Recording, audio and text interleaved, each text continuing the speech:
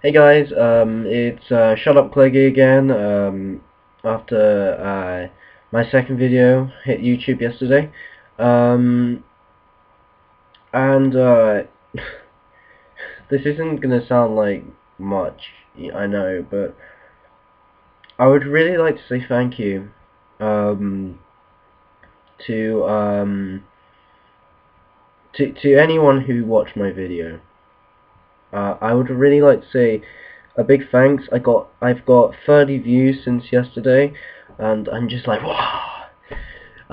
It's excellent. I think, I'm amateur, I know, and I'm using like a webcam on like a Windows 7, a compact Windows 7 computer.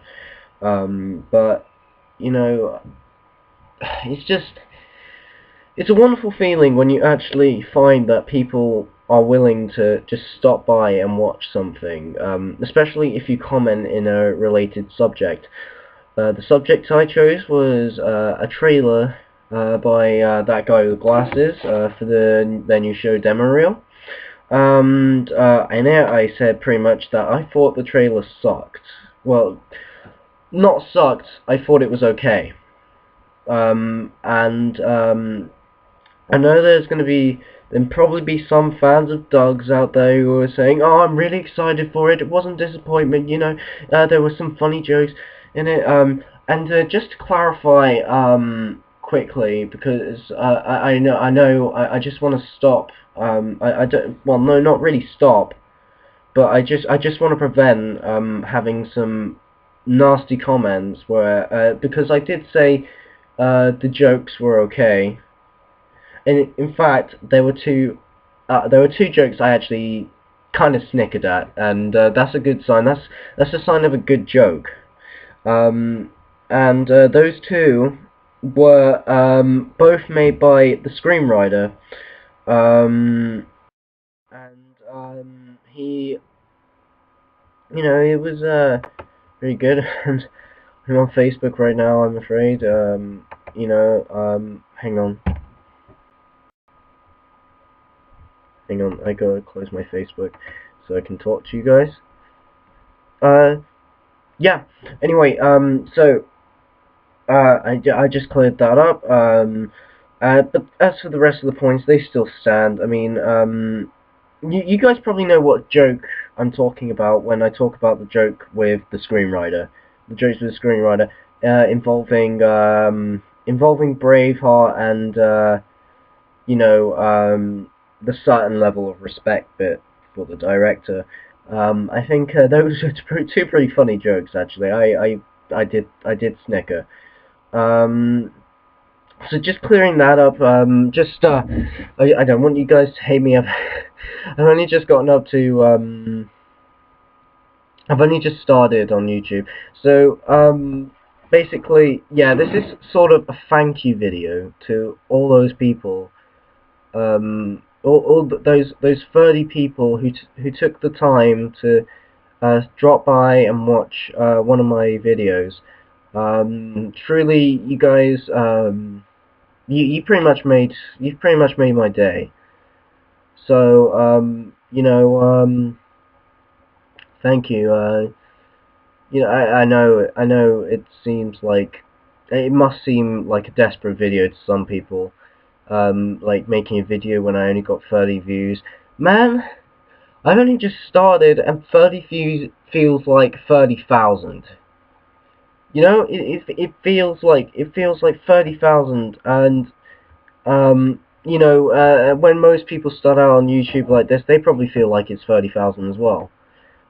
But there's a difference in that this I actually put some effort into my second video.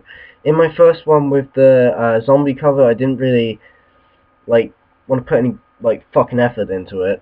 I didn't really feel fucked. I just wanted to get, because I had to do the video. I had like 5 takes of the video, and that really pissed me off because the first take it turned out really shitty because halfway through I dropped the guitar strap broke off, and um, well, it just there's actually a pretty funny video where I'm just going fuck, you know, in frustration. I just swear in frustration. And I really like that when people like express themselves through use of swear words, because I find that it just opens up so much emotion of what you're feeling. I mean, I know you don't have to use swear words for like to emphasize something, but you know, at the same time, yeah. A lot of people, I'm sure, when you get angry, you use words to emphasize how angry you are. Certain words that I will, I will not say because I don't really want to, and I want to try and keep things clean, and that way it passes a YouTube a YouTube personality or well, I know I'm not a YouTube personality, but somebody on YouTube that's more intelligent.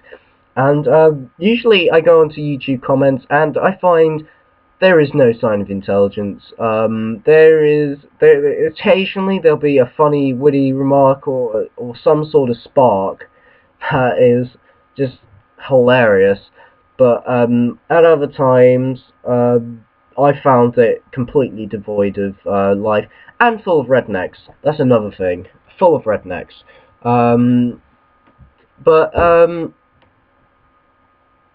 yeah, I've gone I've gone completely off topic. So anyway, this was supposed to be a thank you video, but I've been moving into topics, so I'm just thinking to myself right now, well, fuck it, I got like, you know, I have a 15-minute limit on YouTube, as I said in a video you can't see anymore because I took it down because after watching it I thought it was a bit too much of a risque subject for me to talk about at such an early stage in my career.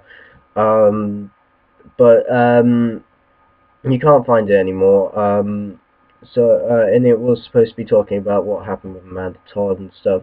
And I realized that for a rookie YouTube, like a rookie YouTube user, it's not really the best of subjects to start with on a second video. So instead, I did demo reel trailer review, and I have to say, it got me a lot more results in quite a few in like maybe 6 hours than I got in the other video. So in that respect, it worked. Um, but yeah, as I was saying, fuck it. I'm here to talk about. Also, I will talk about uh, something I want to make. It's not. I'm gonna start making after like Christmas time when I get a camera for Christmas, and this is something I really want, and I know if I try hard enough I'll get it. But if I get a video camera, I'm gonna start by making a couple of like really short like quite short films, like maybe 10 minutes max. And I just want to quickly talk about these, since these will be the forerunners to a couple of films I want to make.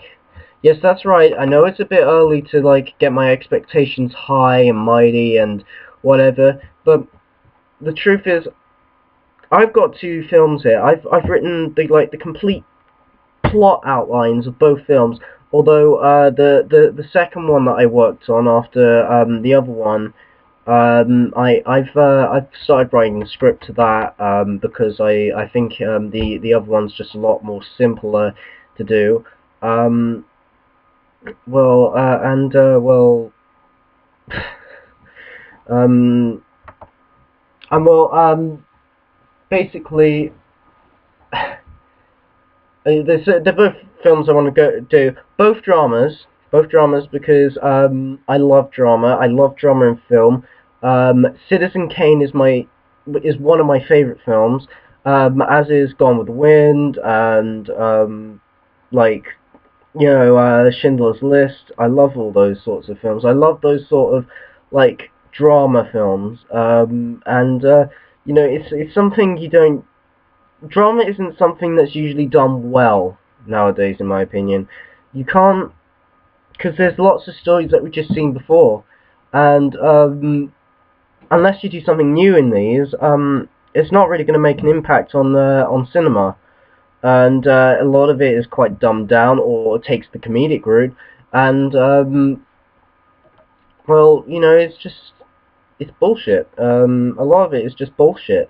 But these two, I don't know. I don't exactly class them as original, but for a first attempt at like outlining plots, I've outlined many plots before for Wattpad books, which I actually, some of them I never even got around to doing because of the amount of schoolwork and stuff I was piled up with, or I just simply didn't feel that it was gonna I could write a book like that or something like that. But I've actually started the second one's script. So I'm going to tell you both of these. One of them is called Changes. That's the first one. I wrote a plot outline after I really started to get into film, like at the beginning of the summer, and you know, film for me is just like it's an art. It's supposed to be an art. It's supposed to like be made with passion, and that's something I really do not see nowadays, especially in movies like Transformers, all these like the Avengers. The Avengers has a ton of plot holes in it. I mean, but it's still the second highest. It's still like second or third highest grossing film in existence. I mean, what the hell? How did that happen?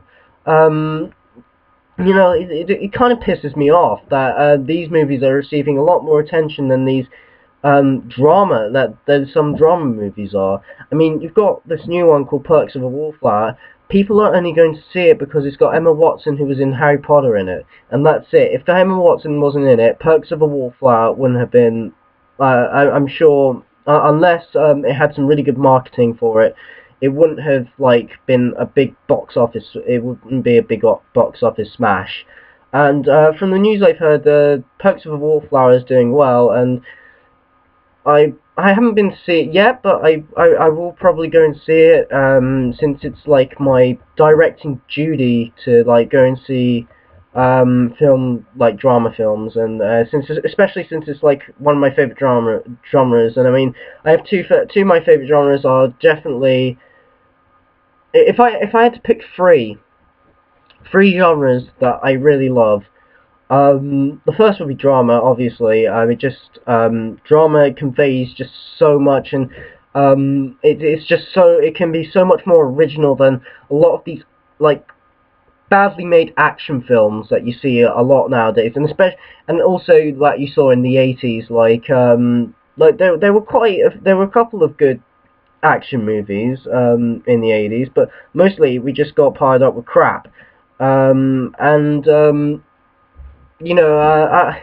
I may be speaking from a 17-year-old's perspective, and I know I wasn't born in that time. Maybe they were fucking brilliant at that time, but looking back on these, they haven't aged well, and that's the primary factor of a movie. It has to age well. Every single drama I've ever seen, every drama movie that I've ever seen has aged well, because they're classic stories of what can happen, and that's why I get so pissed off. This is why I get so pissed off with movies like Transformers, who just like riddle you with eye candy. It's ridiculous. It's just ridiculous how much crap Hollywood just like produces out of its ass every year. I mean, at least people tell me to enjoy it like a popcorn movie. That's a problem for somebody who, like me, who sees film as an art, and fucking Michael Bay. I mean, we should have seen this coming. He made I think he made Armageddon, didn't he? And that was okay. I was okay. As soon as the Transformers movies came around,